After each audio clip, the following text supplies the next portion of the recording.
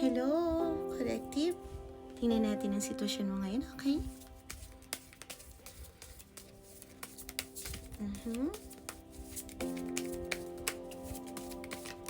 Para makita natin kung itong reading na to ay para sa'yo. Let's energy check. Okay.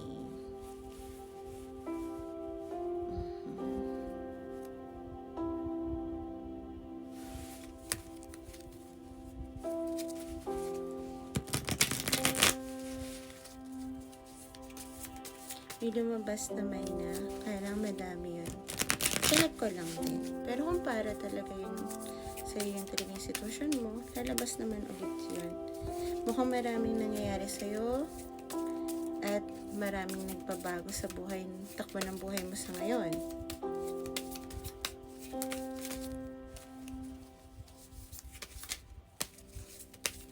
Nag-energy clean na rin ako kanina.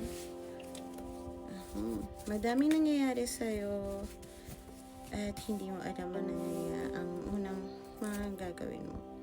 So ngayon, may gusto kang habulin, overall energy mo. Nga lang, tinatanggal mo pa yung mga toxic behavior mo. At ngayon, medyo broken ka. Malungkot ang sitwasyon mo ngayon at gusto mo nang umalis kung nasaan ka. Siguro, bago mo mahabol tong gusto mong habulin, alam mo na dapat may mga itapon ka na ugali, kinaugalian, at kailangan mong lumayo kung nasaan ka ngayon. Okay? Kung hindi ito ang sitwasyon mo,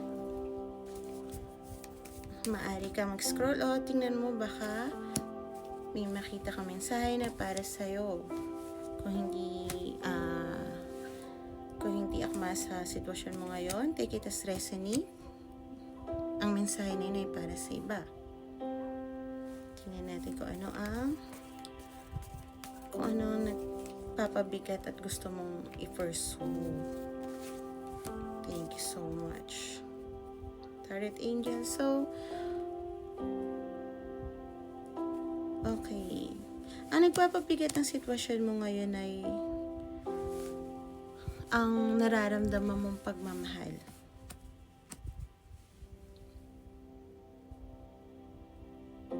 Ito yung pagmamahal na tingin ko wala na sa'yo, pero hanggang ngayon, hindi ko alam kung anong klaseng pagmamahal to. Pwede itong material or yung bagay na, alam mo yun, yung career na ni-let go mo, or kung ano man. Hindi ko kasi din masabi. Pero ito yung bagay na gusto mong i-balance sa buhay mo. Parang gusto mong, yun ang habulin mo.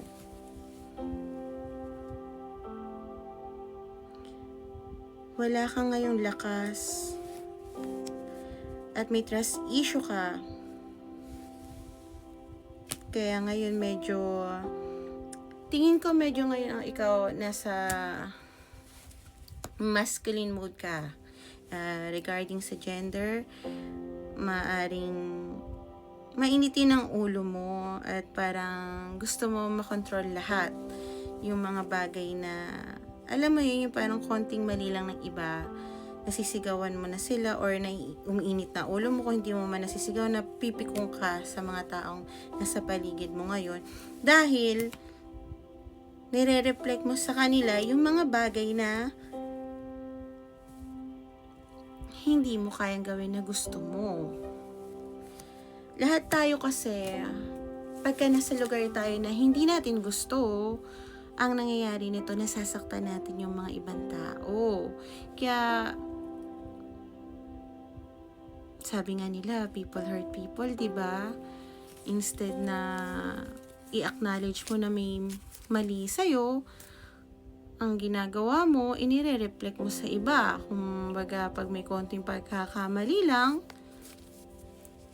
sinisigawan mo na agad sila, which is hindi mo ba alam na yung ibang tao na sa paligid nila ay apektado din, pamilya nila, kaibigan nila, o magulang nila, anak nila, hindi mo alam. Dahil lang sa inner conflict mo sa sarili mo na may gusto kang habulin, alam mo yung mga dapat mong bitawan, pero hindi mo magawa. Bakit hindi magawa ng aking kolektibo umiwalay sa sitwasyon niya ngayon? Dahil insecure ka. Tingin mo hindi mo kayang makapagsimula kahit na gusto mong lumayo at magkaroon ng progress na bibilis. Marami kang choices, pero hindi ito yung mga choice na gusto mo. Gusto mo magkaroon ng bagong ikot ng mundo. Kaya may hinihintay ka sigurong news para sumigla uli yung passion mo. Pero ang mapapayo ko, huwag mong i-reflect sa iba ang sakit na nararamdaman mo. Kung hindi ka dahil nakita kong hindi ka nagtitiwala, maaari kang gumawa ng journal at isulat mo ito. O kaya mag-notes ka sa phone mo. O kaya, ang pinaka-the best dyan ito, tawagin mo si Papa Jesus, Papa God, o kung ano man ang pinapaniwalaan mo, para sabihin sa kanya ang nararamdaman mo. Kisa, manakit ka rin ng feelings ng ibang tao. Thank you, Tarot Angels. Ano pong mapapaya natin sa kanya? Maniwala ka sa akin, nagdaan din ako sa ganyan.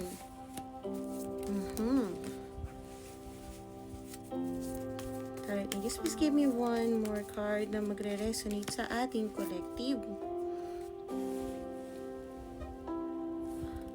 Aking collective, ang masasabi ko lang sa'yo, mag-grounded ka ngayon ng energy mo dahil ang tingin ko ay medyo naka-codependency ka sa mga tao sa paligid mo, kaya nagkakaroon ka ng overburden at overloaded na pasanin na hindi naman dapat para sa'yo. Fire sign, Sagittarius, resonated dito.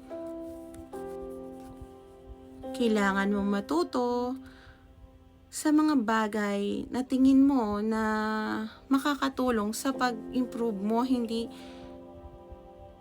sa pagpapabigat na nararamdaman mo. Tandaan mo kung ang galit ang iyong itatanim, yun din ang iyong aanihin.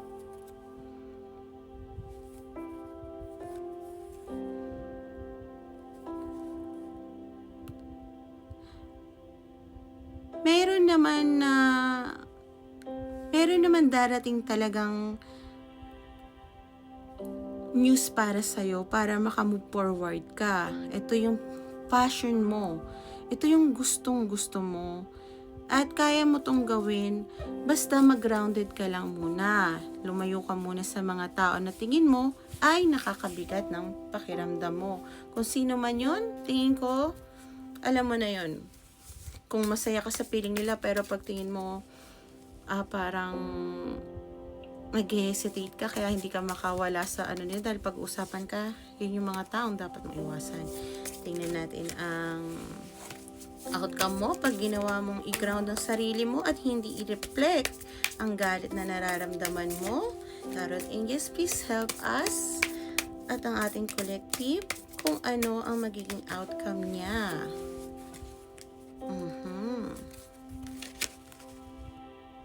Magkakaroon ka ng elevation at matutupad ang wish mo sa love.